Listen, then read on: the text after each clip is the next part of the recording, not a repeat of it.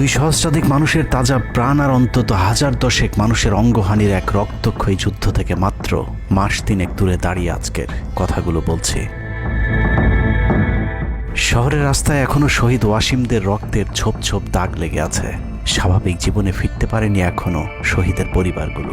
ইয়ামিনের মা হয়তো কাউকে পেলেই জানতে চাইছে আমার খোকার উপর কিসের এত রাগ ছিল ওদের।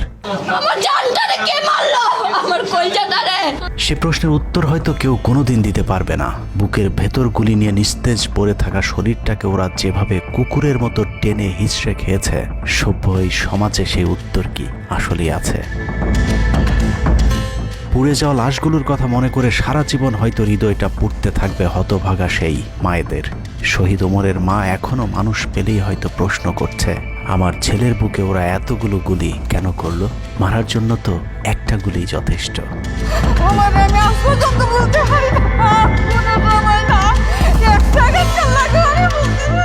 তৃষ্ণা পেলে মুগ্ধের মায়ের হয়তো কানে বেজে উঠবে, পানি লাগবে, পানি।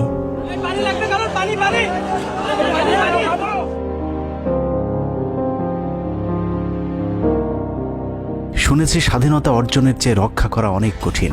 স্বাধীনতার এই পতাকা সমুন্নত রাখতে যারা জীবন দিয়েছেন তাদের সে রক্ত যেন বৃথা না যায়। এ পতাকার জন্য যেন আর কাউকে জীবন দিতে না হয়। স্বাধীনতার এমন যুদ্ধ আর দেখতে চাই না। এ যুদ্ধের প্রতিপক্ষ অনেক হিংস্র, খুব নিষ্ঠুর। ওরা বুকে গুলি নিয়ে কাঁপতে থাকা মানুষকেও শান্তিতে মরতে দেয় না। ওরা আরও রক্ত চায়। 15 বছর মুসলিম নিধন করে ওদের এতটুকু অনুশোচনা নেই। রক্তের নেশায় এখনো বুঁদ হয়ে আছে হিংস্র পশু আত্মাগুলো। এদিকে এক পক্ষ নিজেদেরকে বিজয়ী ভেবে ঘরে ফিরেছে। ঘরে ফেরার আগে যাদের বাড়ি ঘরে আগুন দিয়ে ঘর থেকে বের করেছিল, সেই শত্রুকেই আবার তুলে নিয়েছিল নিজেদের ঘরে। ছাত্রলীগ নিষিদ্ধের কথা বলছে। এই নিষিদ্ধ করবার ম্যান্ডেটটা, নিষিদ্ধ করবার অধিকারটা তাদেরকে কে দিল? তারা এদেশের মানুষ, রাজনীতি করার অধিকার সকলের আছে। আমাদের কেড়ে নেওয়া যেমন অন্যায় ছিল, আমরাও আরেকজনের কেড়ে নেওয়ার অধিকার, এটা আমরা এভাবে বলি। আওয়ামী মানবরূপী দানব ঘাড়ের উপর বিষাক্ত কার্বন ডাই অক্সাইড ফেলছে, আর আমরা সেটাকে অক্সিজেন ভেবে বুকে নিচ্ছি। বিষাক্ত সাপ থেকে নিরাপদ না হয়ে সাপ নিয়ে খেলার পরিণতি কি হতে পারে সেটা বুঝতে খুব বেশি দেরি করবার প্রয়োজন নেই। আমার এই বার্তা আপনাদের কাছে পৌঁছানোর কয়েক ঘন্টা পরেই আপনার ঘরে যে শত্রুকে জায়গা দিয়েছিলেন তাদের সেই বিষমাখা মুখের বিষ আপনার গায়ে নেয়ার জন্য প্রস্তুত থাকুন। পূর্ব দিকে তাকিয়ে দেখুন, আকাশ আবারও কালো হয়ে এসেছে। খুটখুটে অন্ধকার দেখে ঝড়ের গতি যতটুকু ভাবছেন, অন্ধকারের সেই ঝড়ো বাতাস আসলে আলোর চেয়েও বেশি গতি নিয়ে ধেয়ে আসছে সবকিছু লণ্ডভণ্ড করে দিতে। প্রলয়ঙ্করী সেই ঝড়ের কবল থেকে প্রিয় মাতৃভূমিকে বাঁচাতে হলে দেশ রক্ষার পবিত্র দায়িত্ব যাদেরকে দেয়া হয়েছে, চলুন দেখে আসি তারা আসলে কতটা প্রস্তুত। জুলাইয়ের মাঝামাঝি পর্যন্ত সেনাবাহিনী ছাত্র আন্দোলন নিয়ে তেমন মাথা ঘামায়নি। ছাত্রলীগ যেদিন ঢাকা বিশ্ববিদ্যালয়ে ছাত্রীদের উপর আক্রমণ করেছিল, মূলত সেদিন থেকে সেনাবাহিনীর অভ্যন্তরীণ বিভিন্ন গ্রুপগুলোতে আলোচনা সমালোচনা শুরু হয়। 17 তারিখ সকল ডিভিশনের জিওসিরা অফিসার এবং সৈনিকদেরকে কোনো ধরনের গুজবে কান না দেওয়ার পরামর্শ দেন। জিওসিদের পক্ষ থেকে সাফ জানিয়ে দেওয়া হয়, সরকার মিসক্রিয়েন্টদের বিরুদ্ধে যথাযথ ব্যবস্থা নিচ্ছে, এটা নিয়ে সেনাবাহিনীর মাথা ঘামানোর কিছু নেই। 11 ডিভিশনের মেজর জেনারেল খালেদ আল মামুন, 55 ডিভিশনের GOC major general Mahbubur Rashid এবং কুমিল্লা ডিভিশনের জিওসি জাহাঙ্গীর আলম ছিলেন সবচেয়ে বেশি আক্রমণাত্মক। ছাত্রদের পক্ষে কোনো পোস্ট কিংবা প্রোফাইল পিকচার লাল করার বিরুদ্ধে তাদের ছিল কঠোর বার্তা। 17 জুলাইয়ের গুরুত্বপূর্ণ আরেকটি ঘটনা হলো, Hasina air chief marshal Hasan Mahmud খানকে বিমান বাহিনীর MI-17 হেলিকপ্টারকে এভি গান কনফিগারেশন লোড করতে বলেন, যা মূলত যুদ্ধকালীন চূড়ান্ত সময় ব্যবহার করা হয়। এয়ার চিফ হাসিনাকে উল্টো প্রশ্ন করেন, আমাদের সেনাবাহিনী কি এখনও ফেল করেছে? তাহলে এত দ্রুত বিমান বাহিনী কেন? বিমান বাহিনী প্রধানের মুখের উপর এমন বক্তব্যে শেখ হাসিনা প্রচণ্ড ক্ষেপে যান। এর পরপরই তিনি বিমান বাহিনী প্রধানের বিরুদ্ধে পদক্ষেপ নেওয়ার জন্য ব্রিগেডিয়ার জেনারেল ইমরান হামিদ এবং লেফটেন্যান্ট জেনারেল মুজিবকে নির্দেশ দেন। আর্মি ইন্টেলিজেন্স থেকে এই পরিকল্পনার তথ্য জেনে বিমান বাহিনী প্রধান ওই রাতেই তার নিরাপত্তার জন্য গাজীপুর থেকে এয়ার কমান্ড নিয়ে আসেন, যে ইউনিটটি এখনও বিমান বাহিনী প্রধানের নিরাপত্তার দায়িত্বে ঢাকাতেই অবস্থান করছে। যাই হোক, বিমান বাহিনী প্রধান সেদিন রাজি হলে ব্ল্যাকআউটের সময়টা আরও ভয়ঙ্কর হতে পারত। বিমান বাহিনীর সহায়তা না পেয়ে শেখ হাসিনা পরদিন র্যাব প্রধানকে ডেকে আদেশ দেন তার হেলিকপ্টার প্রস্তুত রাখার। র্যাব প্রধান হাসিনার আদেশ অনুযায়ী ছাত্রদের বিরুদ্ধে অপারেশনে হেলিকপ্টার ব্যবহার করেন। হেলিকপ্টারের গুলিতে যতগুলো হতাহতের ঘটনা ঘটেছে সবগুলোই র্যাবের হেলিকপ্টার থেকে করা হয়েছিল। র্যাবের পাশাপাশি ঢাকার বাইরে দু একটি পাদে প্রায় সবকটি ডিভিশনের জিওসিরা দেশের বিরুদ্ধে অবস্থান নিয়েছিলেন। ঢাকার বাইরে থেকে বিশেষ করে ডিভিশন সাপোর্ট ব্যাটালিয়নকে অগ্রাধিকার ভিত্তিতে ঢাকায় নিয়ে আসা হয়, কারণ তাদের সাথে এপিসি সুবিধা ছিল। এপিসি গাড়িগুলো মূলত ছাত্রদের বিরুদ্ধে চূড়ান্ত পদক্ষেপ নেওয়ার জন্যই আনা হয়েছিল। রাষ্ট্রীয় গুরুত্বপূর্ণ এলাকা কেপিআই রক্ষায় 19 তারিখে সেনা নামানোর সিদ্ধান্ত নেওয়া হয়। নিয়ম অনুযায়ী সেনাবাহিনীর কেপিআই রক্ষার দায়িত্ব পালন করার কথা থাকলেও বিভিন্ন জায়গায় দেখা গেছে সেনাবাহিনীর ছত্রছায়ায় পুলিশ এবং আওয়ামী লীগ ছাত্রলীগের সন্ত্রাসীরা ছাত্রদের উপর হামলা চালিয়েছে। কোথাও সরাসরি সেনাবাহিনীকেও গুলি চালাতে দেখা গেছে। এর মধ্যে ঢাকার 46 পদাতিক ডিভিশনের ইনফ্যান্ট্রি ব্রিগেডের ইউনিটগুলো ঢাকার প্রাণ কেন্দ্রগুলোতে ছাত্রদের উপর সবচেয়ে বেশি দমন পীড়ন চালিয়েছে। অনুসন্ধানে 19 থেকে 23 জুলাই পর্যন্ত গণহত্যার সাথে জড়িত সেনাবাহিনীর কয়েকজন অফিসারের নাম উঠে এসেছে, যারা এখনো পর্যন্ত গুরুত্বপূর্ণ সব পদে বহাল আছেন, যা ডক্টর মোহাম্মদ ইউনূস সরকারের জন্য অত্যন্ত বিপজ্জনক। কতটা বিপজ্জনক সেটা বোঝার জন্য আন্দোলনের সময়টাতে ওই অফিসারদের ভূমিকা কী ছিল সেটা একটু দেখে আসি। আন্দোলনের সবচেয়ে বেশি রক্তক্ষেকো ছিলেন বিজিবির ডিজি মেজর জেনারেল আশরাফ। সূত্র জানিয়েছে ভারতীয় নাগরিকদের বিজিবির পোশাক পরিয়ে মাঠে নামিয়েছিলেন বিজিবির এই মহাপরিচালক। সেনাবাহিনী শেখ হাসিনাকে পদত্যাগের পরামর্শ দেওয়ার পরেও শুধু বিজিবিকে নিয়ে হত্যাকাণ্ড চালিয়ে শেখ হাসিনাকে ক্ষমতায় রাখার গ্যারান্টি দিয়েছিলেন মেজর জেনারেল আশরাফ। 5 তারিখ হাসিনা পালিয়ে যাবার আগ মুহূর্তে তিনি স্বরাষ্ট্রমন্ত্রীকে ফোন করে বলেছিলেন কয়েক হাজার মানুষ মারলেই পরিস্থিতি ঠান্ডা হয়ে যাবে, অতএব কোনো অবস্থাতেই যেন প্রধানমন্ত্রী পালিয়ে না যান। স্বরাষ্ট্রমন্ত্রীকে তিনি এমনটাই পরামর্শ দিয়েছিলেন। 5 তারিখ সকাল থেকে দুপুর পর্যন্ত ঢাকা শহরে সবচেয়ে বেশি তৎপরতা ছিল বিজেপির। ওই দিন সকাল থেকেই ঢাকার প্রবেশ পথগুলোতে চেকপোস্ট বসিয়ে তল্লাশি চালিয়েছিল মেজর জেনারেল আশরাফের বিজিবি। বিজিবির একটি সূত্র জানিয়েছে বিজিবি মহাপরিচালক প্রতিদিন সিওদের কাছ থেকে হিসেব নিতেন কে কতজন ছাত্র হত্যা করেছে। বিজিবি মহাপরিচালকের নির্দেশনায় খুনের সেই প্রতিযোগিতায় সবচেয়ে ভালো পারফর্মার ছিল কর্নেল রিদওয়ান। সূত্রের মতে ছাত্র আন্দোলনে বিজিবি অন্তত 500 শিক্ষার্থীকে গুলি করে হত্যা করেছে। বিজিবি প্রধান এবং রিদওয়ানের মতো তার অনুগত অফিসারদের জেলে থাকার কথা, কিন্তু তারা এখনও গুরুত্বপূর্ণ সব দায়িত্ব পালন করে যাচ্ছে। আর মেজর জেনারেল আশরাফ এখন পর্যন্ত বিজিবি প্রধানের চেয়ারেই বসে আছেন। 46 ডিভিশনের brigade commander brigadier general Imran 24শে জুলাই রাতে তড়িঘড়ি করে বের হচ্ছিলেন। এ সময় পাশ থেকে আরেকজন অফিসার তাকে জিজ্ঞেস করেছিলেন কোথায় যাচ্ছেন। তিনি তখন বলেছিলেন শিকারে যাচ্ছি। শিকার শেষে পরদিন নিজেদের মধ্যে কতজনকে গুলি করে মেরেছেন তা নিয়ে হাসাহাসি করেছিলেন brigade commander brigadier general Imran. Brigadier Imran 5 তারিখ যারা কুয়ের পরিকল্পনা করেছিলেন তাদের মধ্যে অন্যতম। যদিও সেনা প্রধানের দূরদর্শিতায় তা সম্ভব হয়নি, কিন্তু অদৃশ্য কারণে তার বিরুদ্ধে এখনো পর্যন্ত কোনো ব্যবস্থা নেওয়া হয়নি। কুমিল্লার জিওসি মেজর জেনারেল জাহাঙ্গীর আলমের পাঠানো কুমিল্লার 15 বিট সাপোর্ট ব্যাটালিয়নকে বাড্ডায় ছাত্রদের দমনে নামানো হয়েছিল। আপনাদের মনে থাকবার কথা 4 তারিখ দুপুরে কুমিল্লার একটি ভিডিও সোশ্যাল মিডিয়াতে ছড়িয়ে পড়েছিল, যেখানে দেখা গিয়েছে সেনাবাহিনীর একটি এপিসি থেকে পুলিশের দিকে লক্ষ্য করে ফায়ার করা হচ্ছে। অনেকের মাঝে একটি ভুল ধারণা রয়েছে যে কুমিল্লা ক্যান্টনমেন্টের সেনাবাহিনী হয়তো ছাত্র জনতার পাশে দাঁড়িয়েছিল। মূল ঘটনা হলো 4 তারিখ দুপুর 11টার দিকে সোশ্যাল মিডিয়াতে ছড়িয়ে পড়া ওই ভিডিওটি একজন জুনিয়র অফিসারের ব্ল্যাঙ্ক ফায়ার। ওই সময় ছাত্রদেরকে দেখা যায় এপিসির পাশে উল্লাস করতে।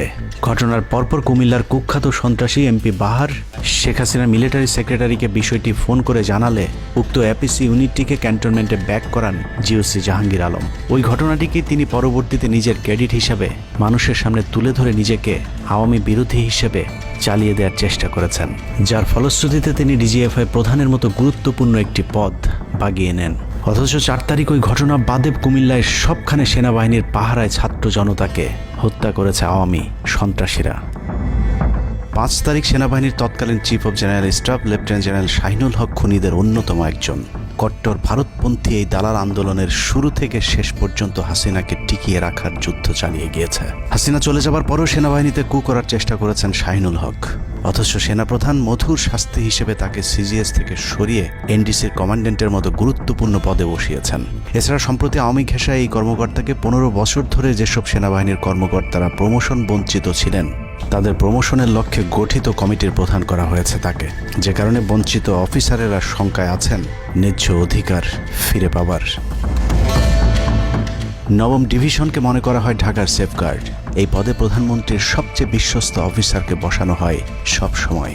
নবম ডিভিশনের জিওসি মেজর জেনারেল মঈন খানও ছিলেন হাসিনার গুম খুনের অন্যতম দোসর, অথচ তাকে এখনো পর্যন্ত স্বপদে বহাল রাখা হয়েছে, যা অত্যন্ত ঝুঁকিপূর্ণ। 5 তারিখের আগে আশুলিয়াতে ছাত্র হত্যা থেকে শুরু করে 5 তারিখের পরে গার্মেন্টসের সব অস্থিরতার জন্য নবম ডিভিশনের এই জিওসি সরাসরি যুক্ত।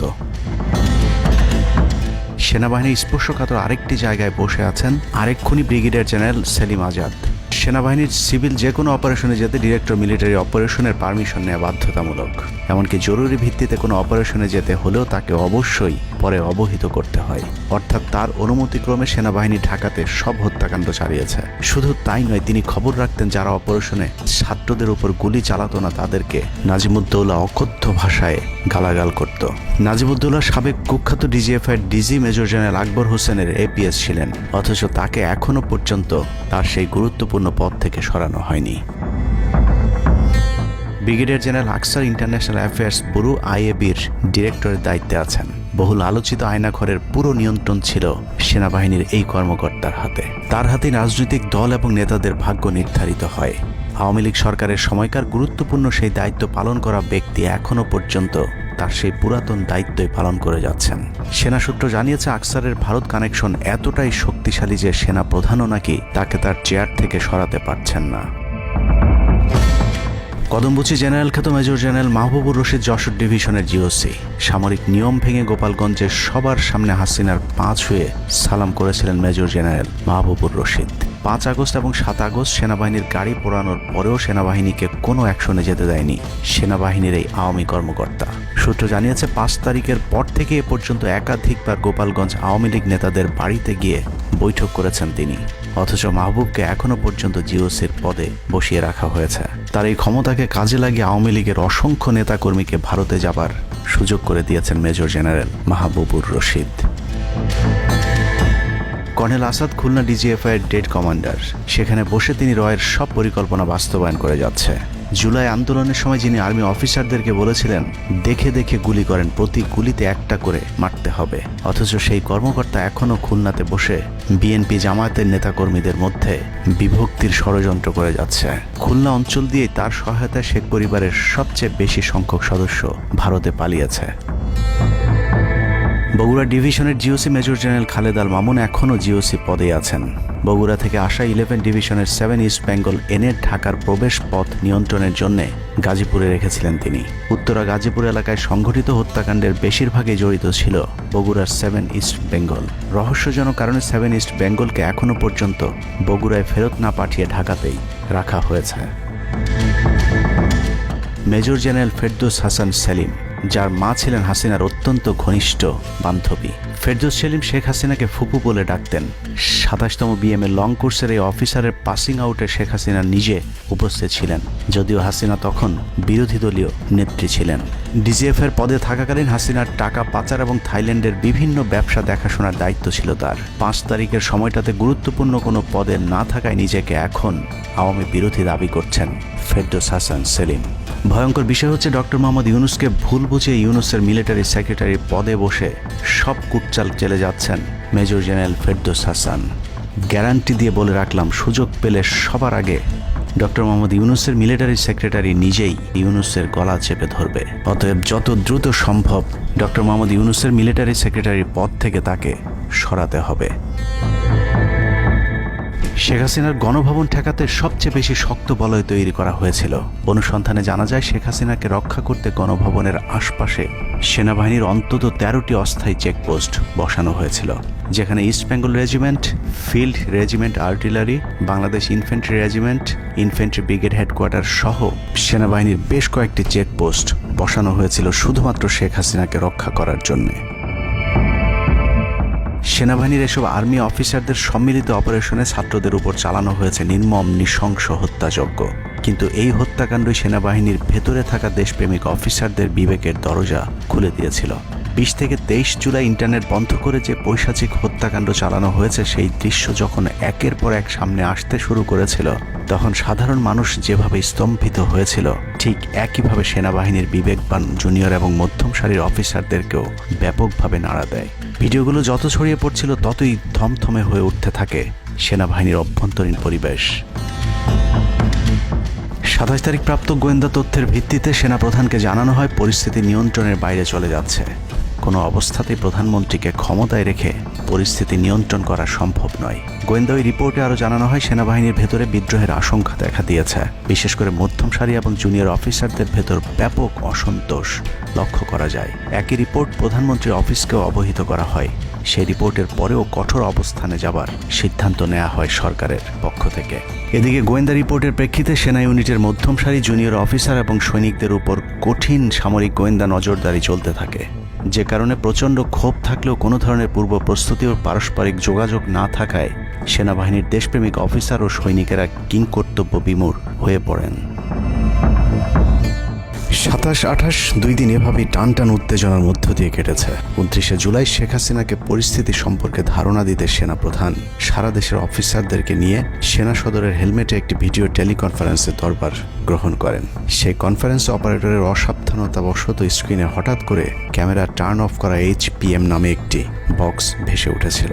এরপরে উপস্থিত অফিসারেরা হাসিনার উপস্থিতির বিষয়টি বুঝে ফেলেন। অনেকের ধারণা শেখ হাসিনা উপস্থিত আছেন এটা বুঝাতেই HPM বক্সটি সবাইকে দেখানো হয়েছিল, যেন কেউ কোনো ধরনের অভিযোগ করতে না পারেন। কিন্তু সবাইকে অবাক করে বেশ কয়েকজন অফিসার তাদের ক্ষোভের কথা জানান। এর মাঝে রাজশাহী CMH এর একজন মেজর র্যাঙ্কের নারী চিকিৎসক 19 থেকে 23 তারিখ পর্যন্ত চলা ছাত্র হত্যার বিভীষিকাময় বর্ণনা তুলে ধরে আবেগী এক বক্তব্য দেন।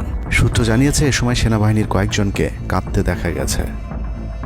একদিকে সেনাবাহিনীর উচ্চপদস্থ অফিসারদের মারমুখী অবস্থান, অন্যদিকে বেশিরভাগ জুনিয়রদের নিষ্ক্রিয়তার মধ্য দিয়ে সেনাবাহিনীতে স্পষ্ট দুটি ভাগ লক্ষ্য করা যায়। এরই মধ্যে সেনাবাহিনীর কাছে প্রাপ্ত গোয়েন্দা তথ্য অনুযায়ী যে কোনো সময় সেনাবাহিনীতে বিদ্রোহ দেখা দিতে পারে। বিশেষ করে লেফটেন্যান্ট কর্নেল থেকে নিচের অফিসারদের ভেতর ব্যাপক ক্ষোভের বিষয়টি গোয়েন্দা প্রতিবেদনে জানানো হয়। সেই প্রেক্ষিতে 3 তারিখ শর্ট নোটিসে আরেকটি টেলিকনফারেন্স কল করা হয়। মূলত ওই রিপোর্টের প্রেক্ষিতে হাসিনার বিশ্বস্ত ওয়াকার হাসিনা থেকে মুখ ফিরিয়ে নেন, কারণ হাসিনাকে বাঁচাতে গিয়ে তিনি নিজের জীবন বিপদে ফেলতে চাননি। 3 তারিখ কনফারেন্সের শুরুতেই সবাইকে ঠান্ডা রাখতে একটি মোনাজাত করা হয়েছিল। যে মোনাজাতে গুরুত্বপূর্ণ একটি দোয়া ছিল, রাব্বানা লা তাজআলনা মাআল কওমিজ জালিমিন, অর্থাৎ হে আল্লাহ, আমাদেরকে জালিম সম্প্রদায়ের অন্তর্ভুক্ত করবেন না। এ সময় পুরো দরবার রুমে পিন পতন নীরবতা লক্ষ্য করা গেছে। মূলত ওই মোনাজাতের মধ্য দিয়ে ফয়সালা হয়ে যায় সেনাবাহিনী কাদের পক্ষে দাঁড়াবে। সেনা সূত্র থেকে পাঠানো এসব তথ্যে উঠে এসেছে সেনাবাহিনী কোন কোন এলাকায় ছাত্র জনতার উপর গুলি চালিয়েছিল এবং কতটা পরিকল্পিতভাবে মানুষ হত্যার ছক কষা হয়েছিল। 4 তারিখও সেনাবাহিনীর ভূমিকা ছিল অত্যন্ত অস্পষ্ট। কিছু জায়গায় সেনাবাহিনী ছাত্রদের পক্ষে, আবার কিছু জায়গায় ছাত্রদের উপর গুলিও চালিয়েছে। 4 আগস্ট সবার প্রথম 24 ডিভিশন চট্টগ্রামের GOC lieutenant general Mainur Rahman তার বাহিনীকে ছাত্রদের পাশে দাঁড়ানোর নির্দেশ দেন। 5 তারিখ সকাল পর্যন্ত আর্মির ভূমিকা ছিল অত্যন্ত সন্দেহজনক। সকাল 10টা পর্যন্ত আর্মি কড়াকড়িভাবেই দায়িত্ব নিয়েছিলেন। বিশেষ করে গণভবনের আশপাশে 12টা পর্যন্ত ছাত্রদেরকে ভয় দেখাতে কয়েক রাউন্ড লাইভ অ্যামুনেশন ফায়ার করা হয়। 4 তারিখ 3 বাহিনী প্রধান, পুলিশ প্রধান এবং DGDGF-এর সারা রাত নির্ঘুম কেটেছে।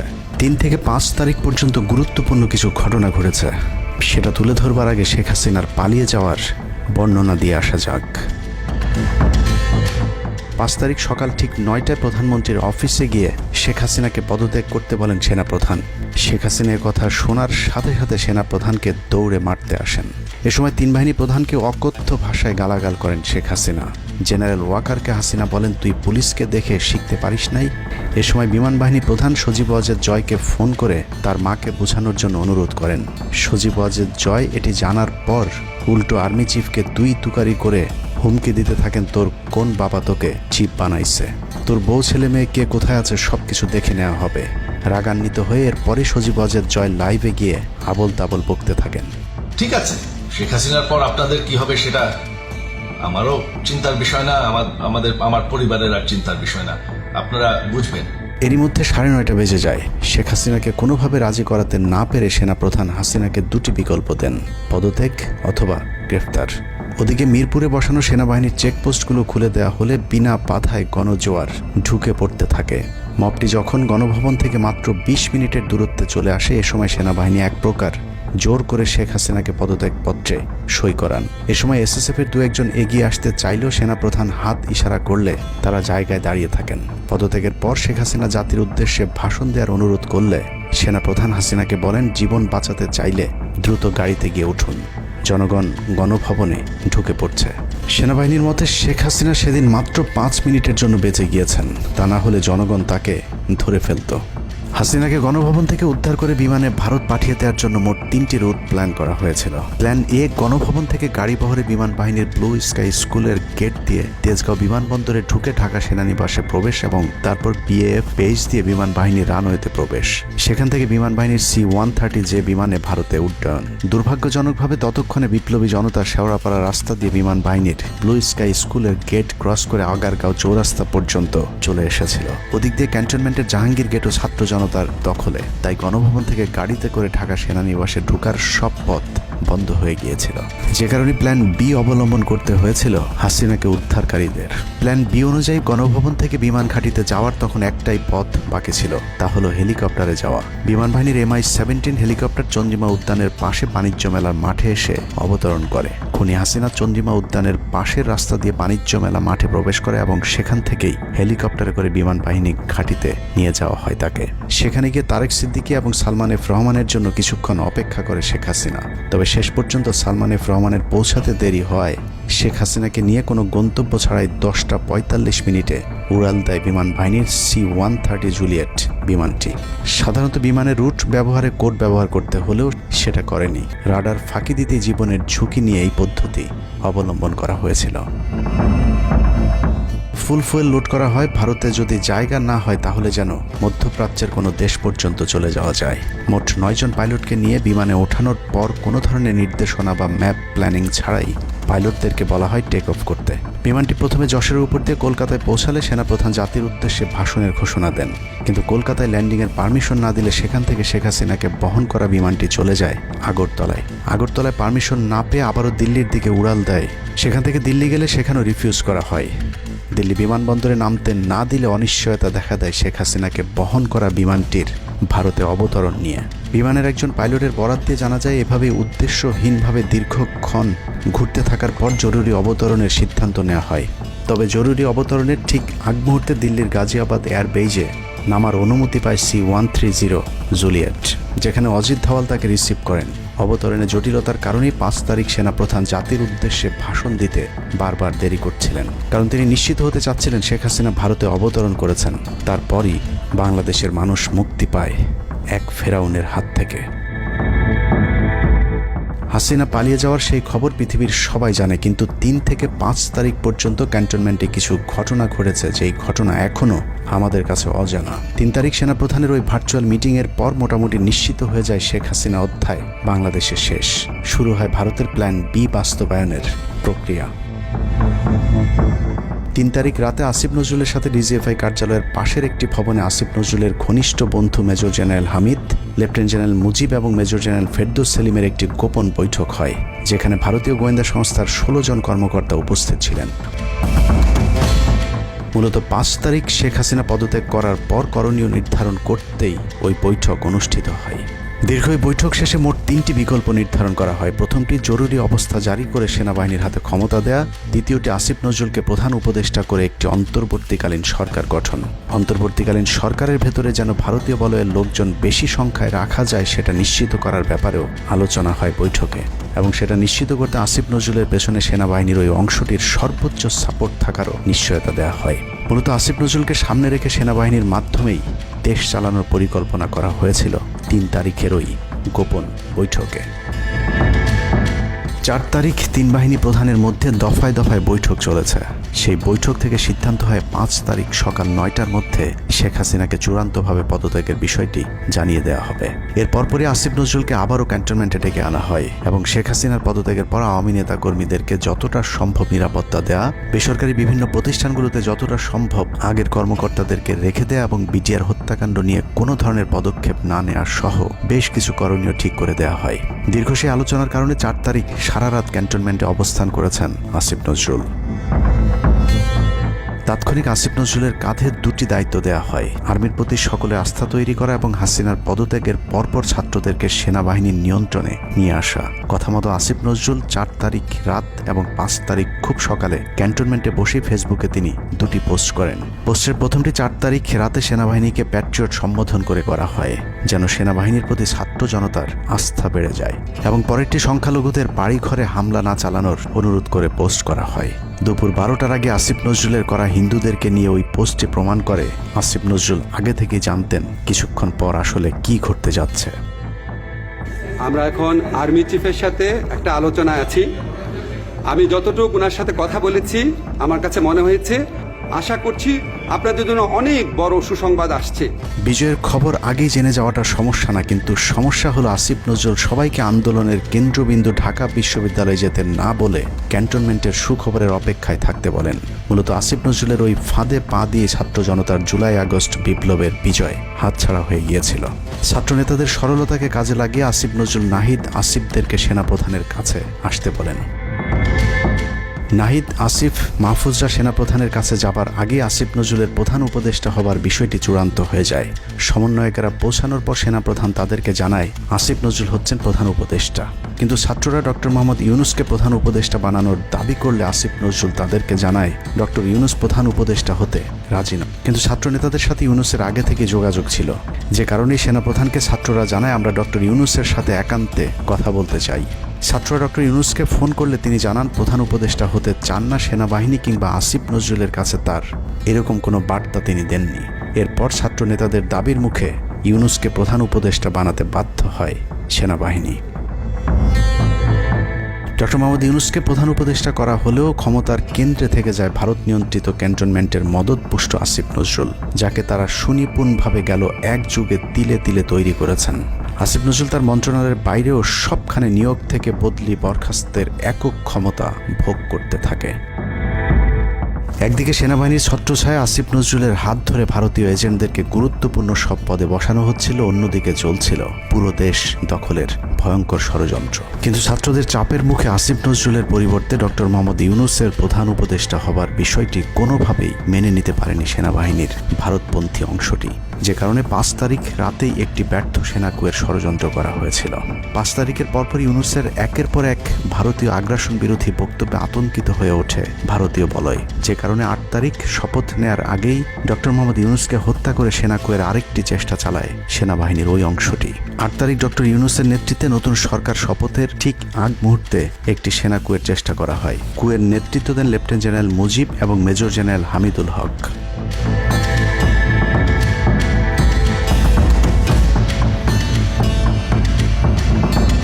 কিন্তু পশ্চিমা একটি গোয়েন্দা সংস্থা বিষয়টি দ্রুত সেনাপ্রধানকে জানালে জেনারেল ওয়াকার তাদের পরিকল্পনা ভণ্ডুল করে দেয়। সেনাপ্রধান তাৎক্ষণিকভাবে লেফটেন্যান্ট জেনারেল শামীমকে পিএসও এএফটি থেকে সিজিএস হিসেবে নিয়োগ দেন এবং মুজিবকে কিউএমজি থেকে আটডগে বদলি করেন, যদিও 8 তারিখ রাত থেকেই মুজিব পলাতক রয়েছেন। এরপর 12 সেপ্টেম্বর তাকে সেনাবাহিনী থেকে বরখাস্ত করা হয়। একই দিনে লেফটেন্যান্ট জেনারেল হামিদুলকে স্বেচ্ছায় অবসরে পাঠানো হয়। এনডিসি থেকে মেজর জেনারেল সাইফুলকে মিনিস্ট্রি অফ ফরেন অ্যাফেয়ার্স এবং চিফ অফ জেনারেল স্টাফ শাহিনকে এনডিসিতে পাঠানো হয়। কয়েকজনের ব্যাপারে পদক্ষেপ নেওয়াটা যেমন স্বস্তির, তেমনই ষড়যন্ত্রকারীদেরকে যেখানে বদলি করা হয়েছে তাদের প্রতিটি পদই অত্যন্ত গুরুত্বপূর্ণ, যা বর্তমান সরকার এবং দেশের স্থিতিশীলতার জন্য চরম বিপজ্জনক। কতটা বিপজ্জনক সেটা জানতে চলুন শুরুতেই যে প্রলয়ঙ্কারী ঝড়ের কথা বলেছিলাম সেখানে ফিরে যাওয়া যাক। ভারতীয় গোয়েন্দা সংস্থা 5 তারিখের পর থেকে দেশে নানাভাবে একটা সাম্প্রদায়িক দাঙ্গা বাঁধানোর চেষ্টা চালিয়ে যাচ্ছেন, যেটাকে কেন্দ্র করে বাংলাদেশে একটা সামরিক অভিযান চালানো যায়। এই দাঙ্গা বাঁধাতে ভারতীয় গোয়েন্দারা আওয়ামী লীগ, হিন্দু এবং ইসকনকে কিভাবে ব্যবহার করছে সেই পরিকল্পনার ছক এখন বাংলাদেশি গোয়েন্দাদের হাতে। একটি গোয়েন্দা সংস্থা থেকে যেসব তথ্য আমার কাছে পৌঁছেছে তা রীতিমতো এই দেশের অস্তিত্বের জন্য হুমকি স্বরূপ। আওয়ামী লীগ, হিন্দু আর ভারতের এই চক্রান্ত যদি সঠিকভাবে মোকাবেলা করা না যায় তাহলে অচিরেই বাংলাদেশের অবস্থা হবে হায়দ্রাবাদের মতো। জননেত্রী শেখ হাসিনাকে দেশ থেকে সরে যেতে বাধ্য করেছেন। বাংলাদেশকে নিয়ে ভয়ঙ্কর এই চক্রান্তে জড়িত আওয়ামী লীগ, সনাতনী এবং ইসকনের অন্তত 40টি হোয়াটসঅ্যাপ গ্রুপ এবং জুম মিটিংয়ের ভিডিও হাতে পেয়েছে গোয়েন্দারা। গোয়েন্দাদের কাছে প্রাপ্ত এসব তথ্যে যা উঠে এসেছে তা আটকে ওঠার মতো।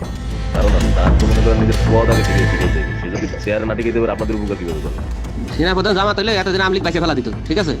এটা তো আমাদেরও আওয়ামী লীগেরও একটা গেম হতে পারে, বলা যায় জামাত শিবিরের উপরে সব চাপা দিতে পারে, এটাও হতে পারে। এসব গ্রুপগুলোতে রীতিমতো বাংলাদেশের বিরুদ্ধে যুদ্ধের প্রস্তুতি চলছে। গ্রুপে তাদের সাথে সাবেক আওয়ামী লীগ সরকারের শীর্ষস্থানীয় নেতা থেকে বর্তমান সেনাবাহিনীতে চাকরিরত জেনারেল পর্যন্ত মাঝে মধ্যেই নাকি যোগ দিচ্ছেন। নানক ভাই থেকে শুরু করে আমাদের সুজিত দা, তারপর আরো অনেক টপ লেভেলের যারা মন্ত্রী, মিনিস্টার, প্রতিমন্ত্রী, তারপরে ইভেন কামাল ভাই। তো এখন বিষয়টা হচ্ছে যে ইভেন রাষ্ট্রপতির যে একেবারেই মানে কি বলে, তার যে একেবারে মানে রাইট হ্যান্ড সচিব, উনিও আমাদের সাথে 2 দিন জয়েন করছেন। তো এখন ওনারা আসলে ভালো হইতো, যারা যারা আসেন আসলে ভালো হইতো। অনেক আমাদের এখানে প্রায় 12 থেকে 13 জন আপনার এমপি এসে কথা বলেছেন, যেটা আপনারা জানেন না, ঠিক আছে? বাংলাদেশে একেবারে টপ লেভেল সামরিক বাহিনীর 4 থেকে 5 জন জেনারেল লেভেলের লোকজন ওনারা এসে এখানে বসে থেকে আমাদের লাইভ শুনে গেছেন। আমাদের প্রধানমন্ত্রী উনি নিজে এসে বসে থেকে গেছেন। গ্রুপের সবচেয়ে ভয়ঙ্কর তথ্য পাওয়া গেছে ভুয়া মুক্তিযোদ্ধা জেডাই খান পান্নার মেসেজ থেকে। আওয়ামী এই আইনজীবী শহীদ সাইফুল ইসলাম আলিফের হত্যাকাণ্ড নিয়ে চাঞ্চল্যকর তথ্য দিয়েছে জেডাই খান পান্না। একটি চ্যাটিংয়ে তিনি লিখেছেন, দাড়িওয়ালা উকিল বেশি হয়ে গিয়েছে, আরো 2-1টারে খেয়ে দাও, আদালতে আমরা আছি, এখন অল্প কয়েকদিন জেলে থাকলেও 30 তারিখের পরে পুরস্কার পাবা। আরেকটি মেসেজে তিনি লিখেছেন, সুযোগ হাতছাড়া হয়েছে তোমাদের কারণে, কালকে সব হয়ে যেত। পরিকল্পনা ছিল কুপিয়ে মারার পর হিন্দুদের বাড়িতে হামলা হলে ভারত থেকে ট্রুপ চলে আসবে। ওরা যেহেতু হামলা করেনি, তোমাদেরই উচিত ছিল নিজেরা নিজেদের বাড়ি ঘরে আগুন দেওয়া। পেছনের ঘটনা বাদ দিয়ে 30 তারিখের পরিকল্পনায় মনোযোগী হও সবাই। শহীদ আলিফ হত্যাকাণ্ড নিয়ে আরেকজন লিখেছেন, কালকে আদালতে একটা লাশ পড়বে, হিন্দু ভাইদের পাশে আমাদের সবাইকে থাকতে হবে, ব্রিগেড মেজরের কমান্ড মেনে চলতে হবে।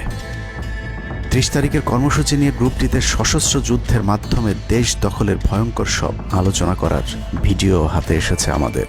তারা বাংলাদেশের অস্ত্রগুলি আছে, এই অস্ত্রগুলি কোথায় আছে আমার কাছে অলরেডি খবর এসেছে। আমি নিউজ দিচ্ছি গোয়েন্দাদের মাধ্যমে, তারা বলেছে 5000-এর বেশি তারা অস্ত্র আছে, M60 রাইফেল, সাইবার রাইফেল আছে, 47 রাইফেল আছে, তাদের কাছে অত্যাধুনিক হটগান আছে। আলোচকদের একজন বলছিলেন, সাবেক এবং বর্তমান পুলিশের সমন্বয়ে 1700 অস্ত্রধারী গ্যারিলা প্রস্তুত করা হয়েছে 30 নভেম্বরের জন্য। আমরা ইতিমধ্যে কথা বলেছি, পুলিশ পার্টির কথা বলছি, পুলিশের অনেক উদ্যোগ কর্মকর্তা প্রত্যেকটা আগে থেকে শুরু করে পুলিশ পার্টিরা এসে এসেছেন, ওনারা আমার সাথে কথা বলে আমাদের যোগাযোগ রক্ষা করছে। ঢাকা শহরকে কিভাবে ব্লক করা হবে সেই পরিকল্পনাও করা হচ্ছে এসব জুম মিটিংগুলোতে। আমাদের কাজে হলো আব্দুল্লাহপুর, আব্দুল্লাহপুর, আশুলিয়া, টঙ্গী আছে, আমরা উত্তরা, ওইটা একটা ব্লক দিবেন, তাহলে আমরা খুব সহজে আমাদের কাজ সফল করব।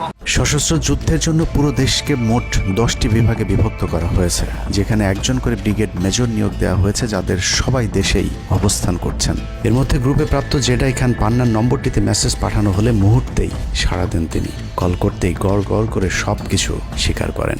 জেডাই খান পান্না, জি আমি তাই। 30 তারিখ 50 থেকে 80% পুলিশ, আনসার, এমনকি সচিবালয়ের আমলারাও তাদের পক্ষে মাঠে নামবে বলে স্বীকার করেন গেরিলা আক্রমণের পরিকল্পনাকারী জেডাই খান পান্না। আপনারা কি কোনো গেরিলা ইনভেশন হামলা করা যাবে? ঢাকার স্টুডেন্টরা যদি এখনো সাপোর্টার্স অর্গানাইজ হইতে নামে, এই অ্যাডমিনিস্ট্রেশনের 50% না 80% লোক নামে আসবে, পার্টিকুলারলি পুলিশ, আনসার এবং সেক্রেটারিয়েট থেকে।